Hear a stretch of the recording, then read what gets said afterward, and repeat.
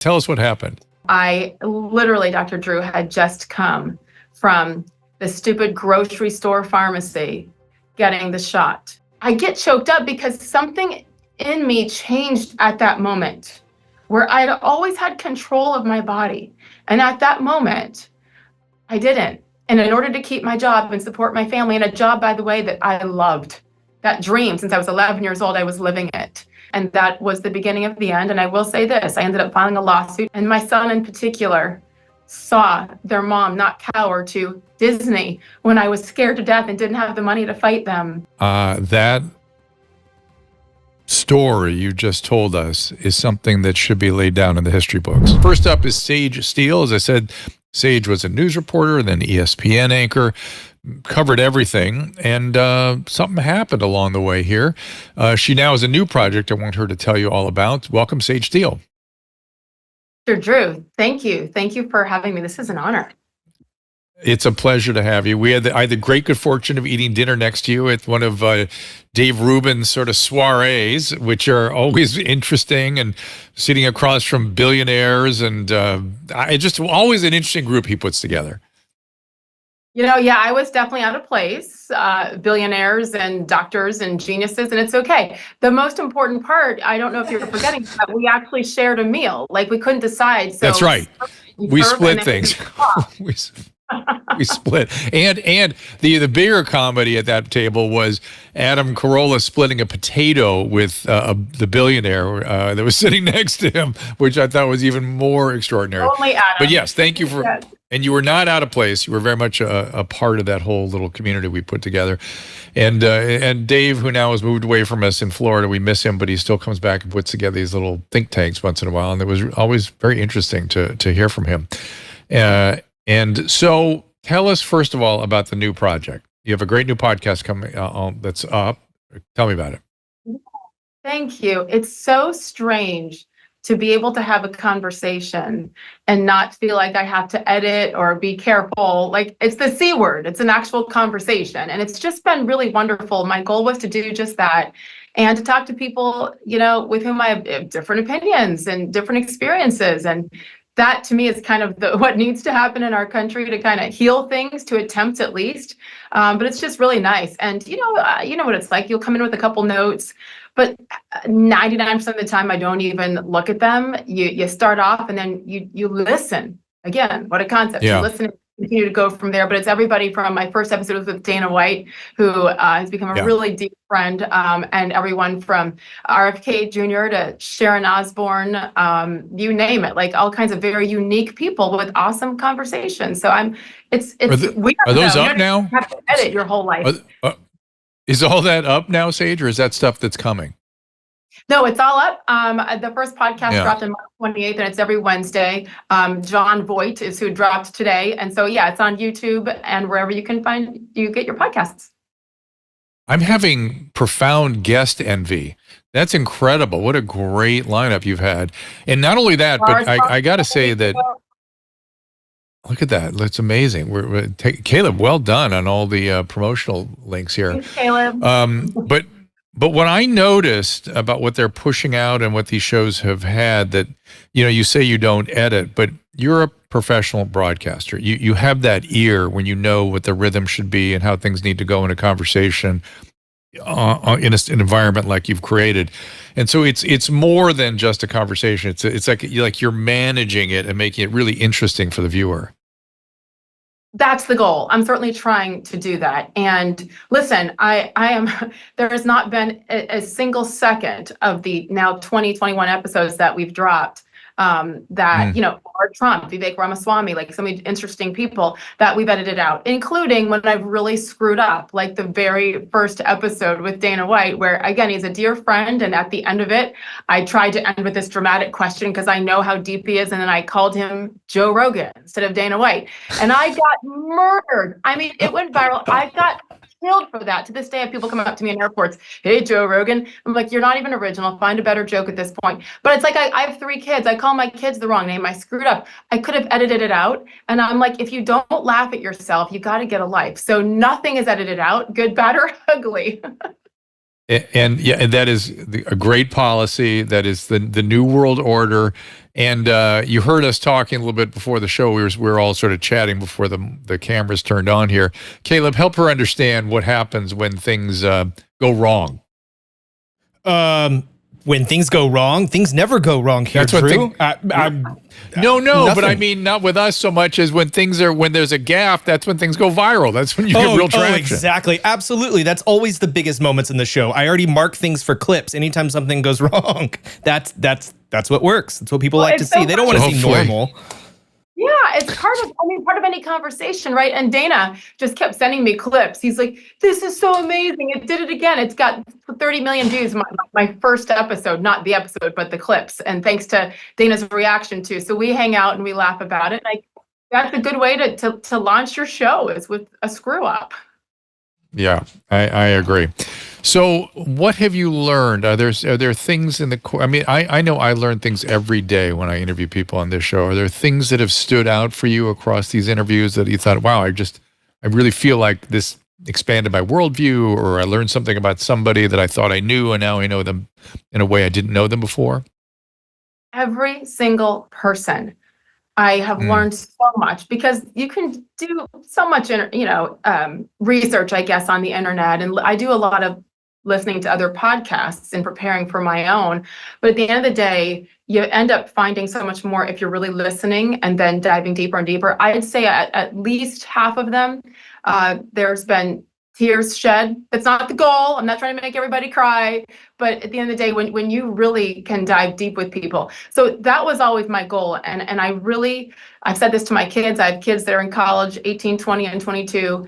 And, sometimes people can say and do hurtful things or things that are confusing or controversial. And to me, instead of like snapping at them, I want to understand why. And sometimes, there's not necessarily an excuse for bad behavior, but there might be a reason. And so when you talk to people and find out their reason, every opinion, in my opinion, is based on someone's experience. And I've been so not surprised, but just further enlightened about how many things people are going through that you might not know, because it looks like they've got the perfect life on TV, the makeup, the hair, the glamorous lifestyle, social media, but everybody's got something. And I'm so honored that many of them have chosen to share. But it's just a reminder, we all are dealing with crap. Lead with kindness.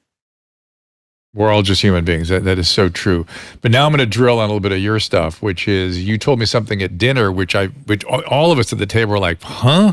Like, really? Incredible. And anybody seeing you now would have difficulty understanding how that is possible. Your shyness, your introvertedness. Now I'm going to get shy. I'm going to shut down the rest of the interview. We're done. Oh gosh, my parents, who are probably watching because they love you more than they love me. I was an incredibly shy kid with this crazy dream, not just to be a sportscaster, but to be on ESPN and to host SportsCenter. And that's exactly what I ended up doing, but not without my mom and dad really pushing me. And I mean, they were about to take me to doctors because I was weird. I would only talk around family and very close friends, and ended up introducing me to horses. Horses can be therapeutic.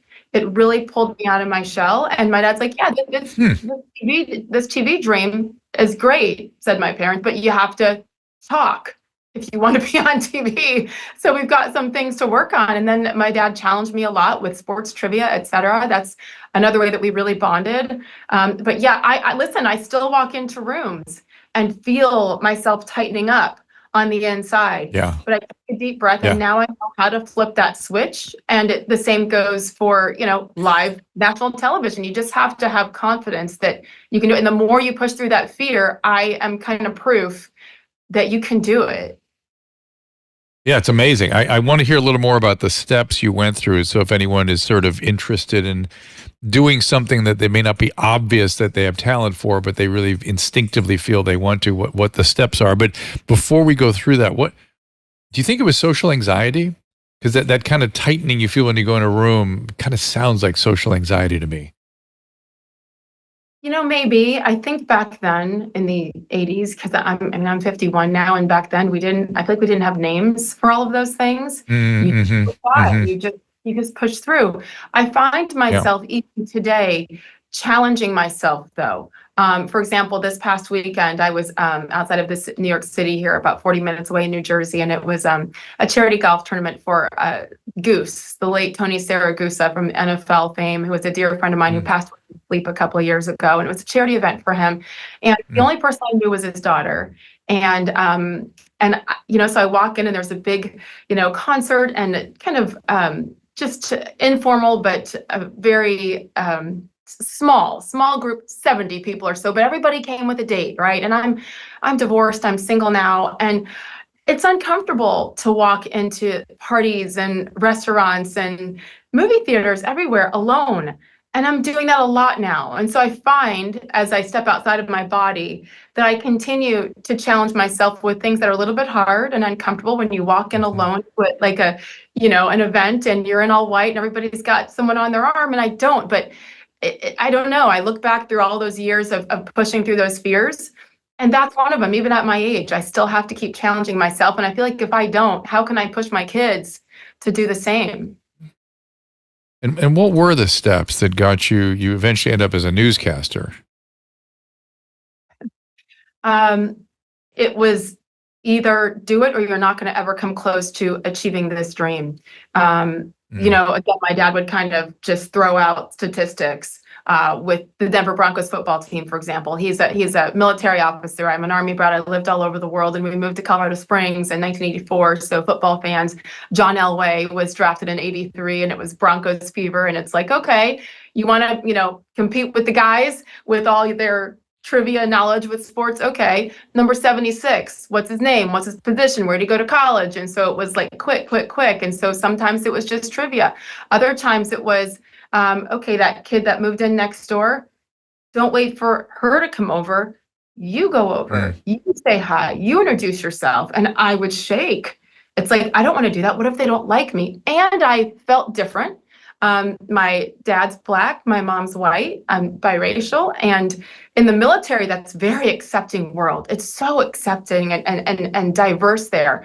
Outside of the military, it wasn't as much. And so it's just walking in there anyway. When you're the new kid all the time, you have to go up to the other kid on the playground and say, do you want to play kickball? Do you want to play tetherball?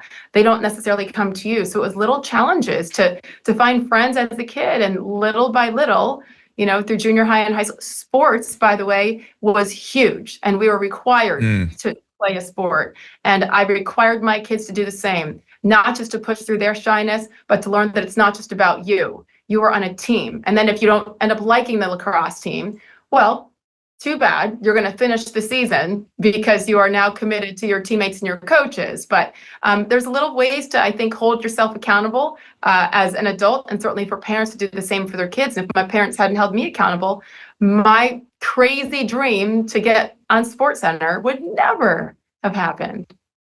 So do you have brothers and sisters? I do. 2 younger brothers. Brothers.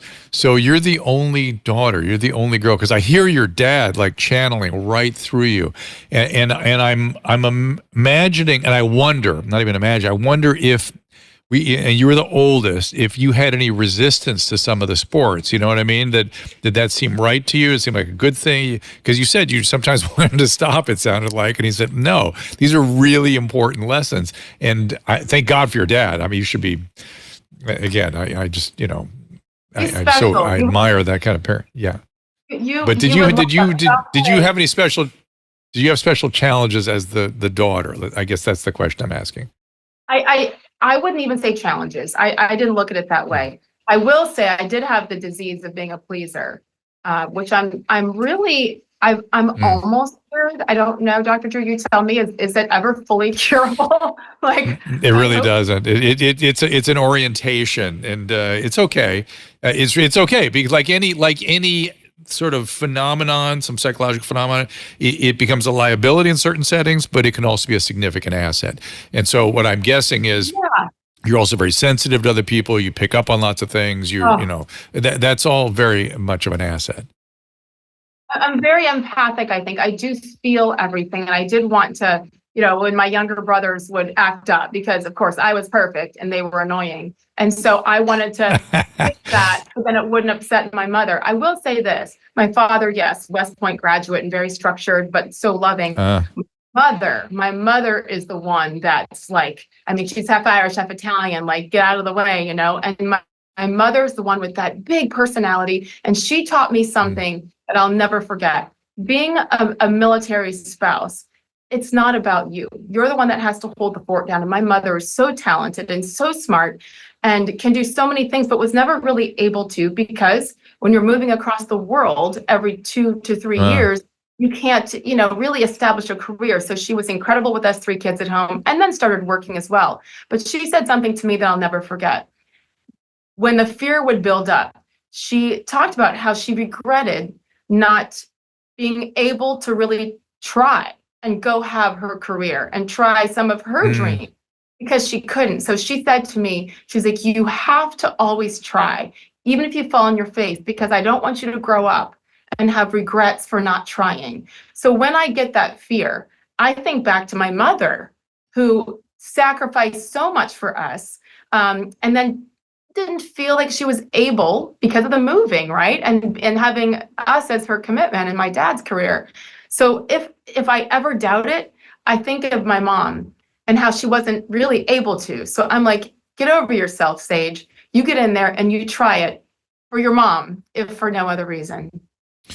Well, clearly that guiding philosophy has really served you very, very well. Congratulations in that. But I'm guessing some of that, what shall we say, independence of thought and action is how you got in a little bit of trouble, maybe. Can you tell us that story with the ESPN? And by the way, I don't want to put the slightest pejorative spin on that. I admire it, and it's a lot to take. We all had to go through our own cancellations or whatever the hell was going on during COVID for daring to have an opinion. But my sense of what happened to you is you barely raised an opinion. But tell us what happened. Yeah, I'll say my poor mother and father during the last several years, where, no matter what, as you and I talked about a little bit, like, no matter how old your kids are, they're still your kids, and you're still worried, and you're still very protective. And so even at my age, my mom sometimes is like, can you not say that, please? Can you take that post down? And she kind of gives up now. She's like, okay, forget it. It's too late. Basically, yes, I think there's a couple of things I said when I, dared to speak on a podcast on an off day and a completely separate platform, speaking about my experience as a biracial woman, my experience as a woman in a man's world, growing up in NFL and NBA locker rooms in my career. And most importantly, my opinion on being forced to get the COVID vaccine in order to keep my job at ESPN and Disney. And when I spoke up about it on a podcast separately, I literally, Dr. Drew, had just come from the stupid grocery store pharmacy getting the shot. And it was the very last state possible in order for me to be fully vaxxed by September 30th, 2021. So I was hot. And I was actually really disgusted with myself for caving and giving in. But I have 3 kids. I am divorced, and I'm 100% the financial supporter of the kids and my ex-husband, etc. So people say you have a choice, and I guess I did. But when you have to support everyone, you have tough decisions to make. And so that day, on the very last day, I went and got the shot and came home emotional. Can I tell you the story real quick about the vaccine? Because I'll never forget walking into the pharmacy, and I had red eyes, and I sat down, and the nurse, whoever she was, I think it was a nurse, hopefully, looked at me and said, "Are you okay?" And I said, "No." I said, "I'm being forced to do this, and I think it's like I'm devastated. I don't believe in this. I just want a little more research. This has happened so quickly. I'm no doctor, but it just doesn't feel right. It's so fast." And this woman looked at me and she said, "I am so sorry that you are being forced to do this, and this is so wrong." And she held my hand. She held my hand and she said, "Just close your eyes, sweetheart." And she put it in my arm. I get choked up because something in me changed at that moment. where I'd always had control of my body. And at that moment, I didn't. And in order to keep my job and support my family, and a job, by the way, that I loved, that dream since I was 11 years old, I was living it. And I changed at that moment. So then I went home and did the podcast, and Cutler said, "Can I ask you about that Band-Aid on your arm?" And I swear to God, I forgot to take it off. I was rushing. And I just said, "Listen, I think it's sick and scary for any company to force their employees to do something like this. But I complied because I love my job and I need my job. And it's Disney and it's a global company, and I'm not surprised, but I'm disgusted. In the meantime, I complied, and that was the beginning of the end. And I will say this, I ended up filing a lawsuit because they suspended me with pay, but suspended me, took assignments away, made me publicly apologize and issued a statement, et cetera, while at the same time allowing my peers to go on ESPN platforms and speak about their politics and how upset they were about Roe versus Wade being overturned. And all I wanted was consistency. All or nothing. You don't allow some to speak, especially on air. I did mine separately because I do believe journalistically that's not my job to spew my opinion about a vaccine or abortion on a sports network.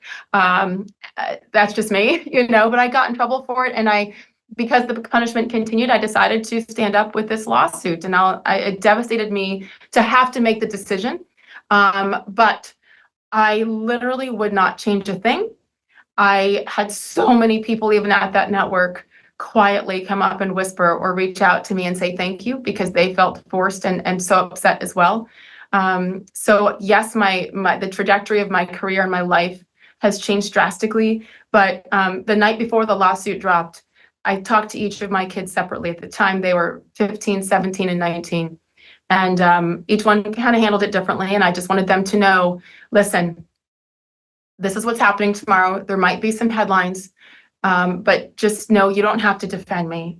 You don't ever have to defend anything I'm saying. But if teachers ask, which they had, or coaches ask, which they had, or friends' parents, which had all happened, I said, don't ever feel like you have to defend me. Just remind people, everybody has a right to their own opinion, including your mom, even if you disagree with your mom at sometimes.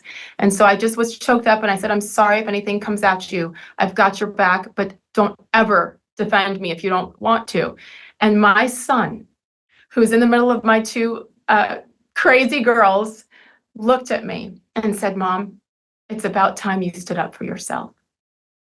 And at that moment, I sobbed because I thought all these years I had kept my mouth shut to protect them, because I didn't want them to feel any wrath that came towards me, because people go after my kids on social media too. So as parents, we think we're protecting our kids from everything. But look, he was quietly watching me make myself smaller and go against what I was preaching to protect them. So I think we do a disservice. It's how you do it, certainly.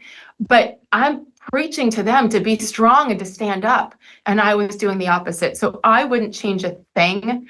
And I'm proud now that I stood up. And no matter what, even if I fail everything I try, my kids, and my son in particular, saw their mom not cower to Disney when I was scared to death and didn't have the money to fight them.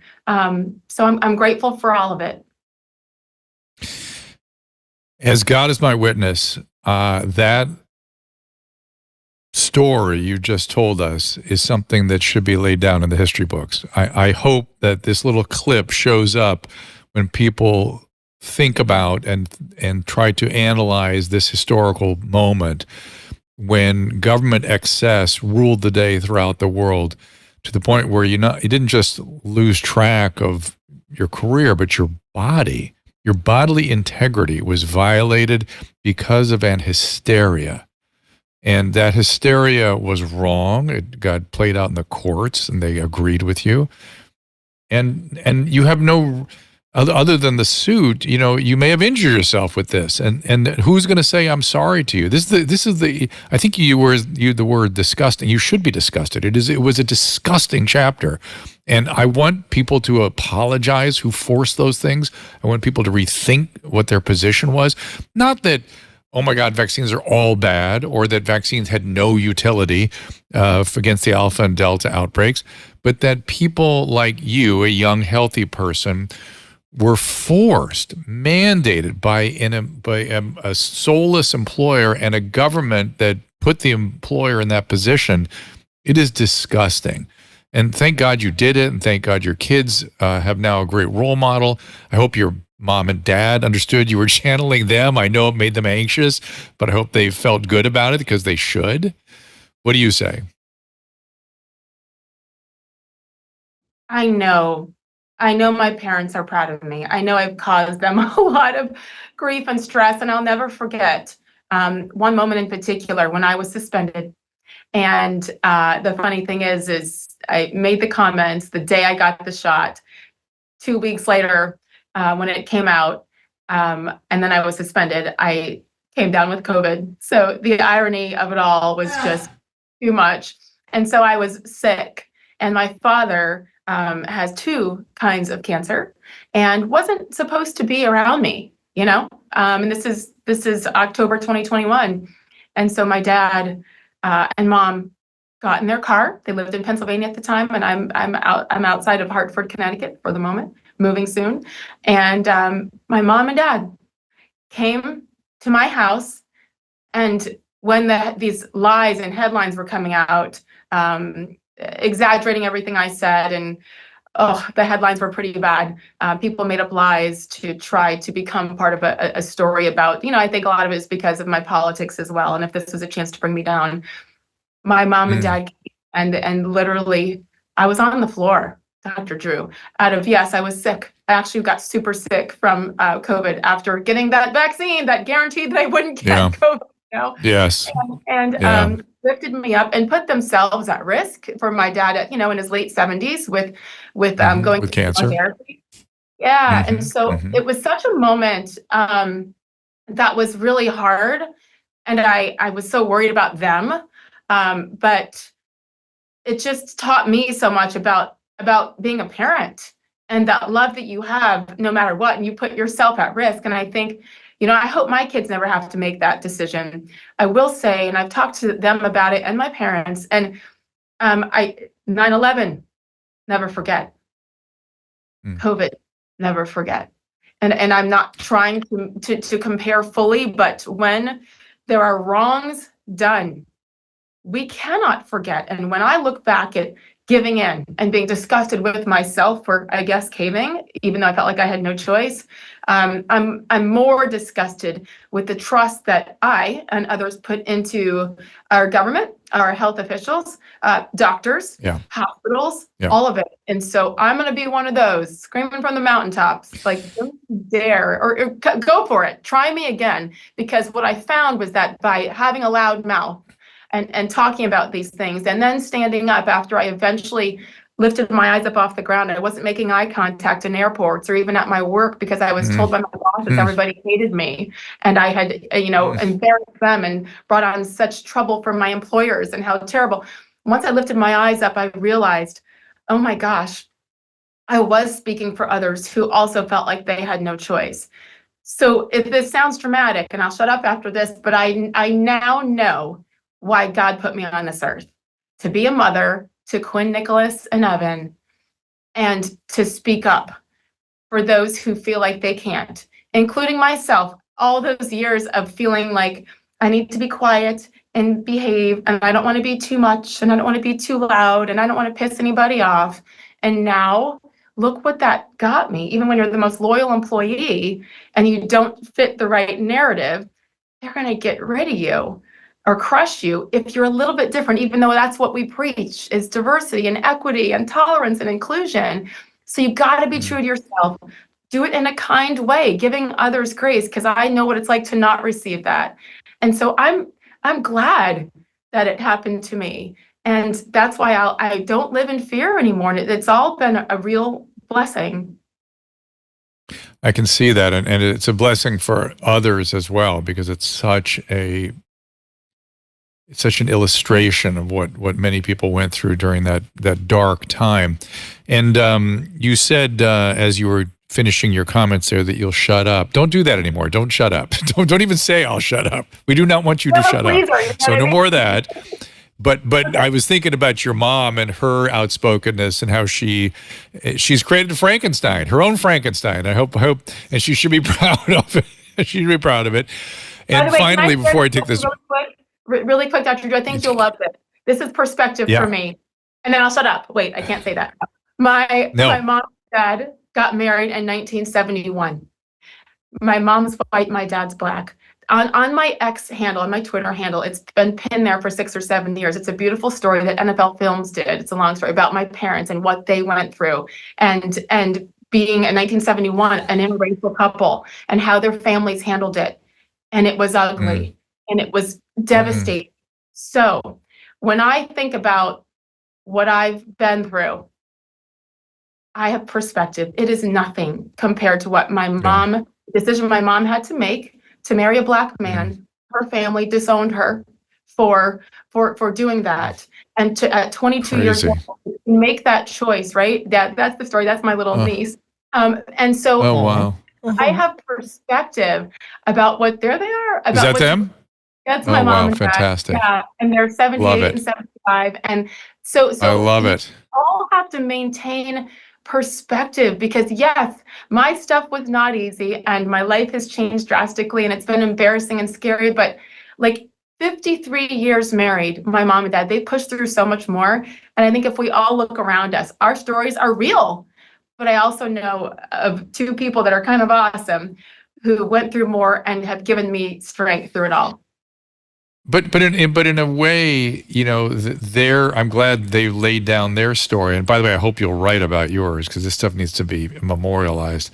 And by the way, include their story in it, because these are each historical, you know, stories of historic importance for the moment in which people were living. And I would not diminish yours any more than with the crucible they carried. Yes, it was very difficult, and yes, they went through a lot, I'm sure, but you did too. And it was I was just thinking about, you mentioned that your peers are able to, at the time that you were being dismissed or at least sidelined, so to speak, they were talking about their political views on Roe versus Wade and bodily autonomy. And in the meantime, you had completely lost your bodily autonomy, completely. And the irony should be lost on no one.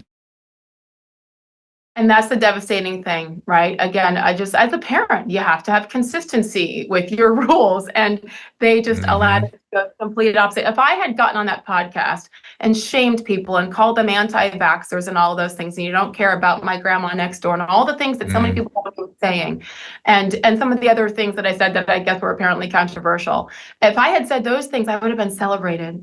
I would still be probably there. And that's why, honestly, for like 15 years, I began public speaking and working at ESPN, which was in 2007 when I had little babies. They were 11 months old, 2 and 4, when I started at ESPN as this young mother and trying to juggle it all and scared. And I've always talked about diversity of thought.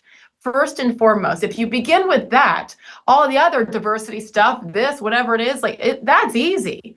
But so I've always said that, and I'm laughing now because, and I'm not, and I say that facetiously, I'm not, it's pathetic that people crush you for having a different thought process, different opinion, which again is based on experience. So I will never stop pushing that diversity of thought, because you're a complete hypocrite if you push it in every other way without that being the primary one.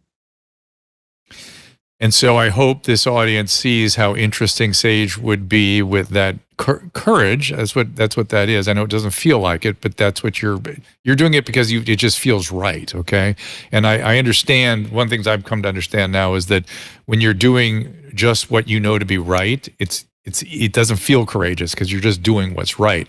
But it also will create some very interesting conversation and a great podcast. And I'm just so glad you're doing it and bringing all of this sensibility to really interesting guests too. That's the other part. I mean, I suspect you're going to pull things out of people they wouldn't say in other environments.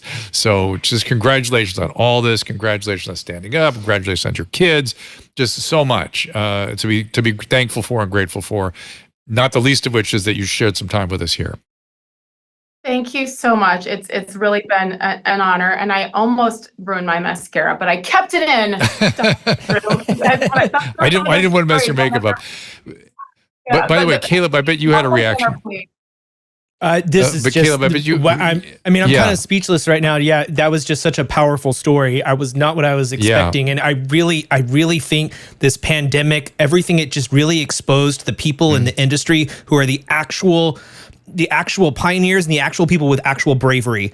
Like, people can go look it up online. Again, like, the word it's the word bravery. I think it's the people that can know what's right, see what's right, and when you know in your heart, when you know what's right, your action is simple. You just have to do what's right, and that's what you do. If you look at that story on X of my parents, my dad made us kids memorize part of the cadet prayer because he went to West Point, and the part that to this day, I repeat it every day. And when I was young, it was annoying. Now I'm like, oh my goodness, help me to choose the harder right instead of the easier wrong, and to never be content with a half truth when the whole can be one. That has guided me in everything, as much as it was annoying to memorize as an 8-year-old kid. But we all usually know the harder right versus the easier wrong. And I'm done telling half truths. Forget it. This is not what God put us here to do, is to hide out of fear. So all those push-ups I had to do as a little kid with those room inspections and the cadet prayer, it was worth it. And I just didn't think it would come out this way with a crazy lawsuit and everything else. But again, I know why I'm here, and I'm thankful for you. And I would love to do another surf and turf sharing dinner in LA sometime. Absolutely. Done and done. And Sage, good luck with the move and your kids and everything. And tell them one more time where you want them to go. Yes. Hi, there it is. The Sage Steele Show. It's on YouTube. I'm having a blast with that. I didn't know about this whole YouTube thing. Oh my goodness. Subscriptions, like and subscribe. Everywhere you get your podcasts. Did I say it right? Wherever you get your podcasts. Oh, our friend like Drea. Did you talk to Drea recently? Drea is our friend. She was amazing. And then at Laura Trump here at Trump Towers in New York City, RFK was fascinating, drove up a little controversy. Isn't he great? Yeah, really, really cool. And sharing what she's been through with Ozzy, and to share that struggle with the man she loves. So I'm so grateful that they've opened up to me. Yeah. All right. Thank you so much, Sage. We'll talk soon.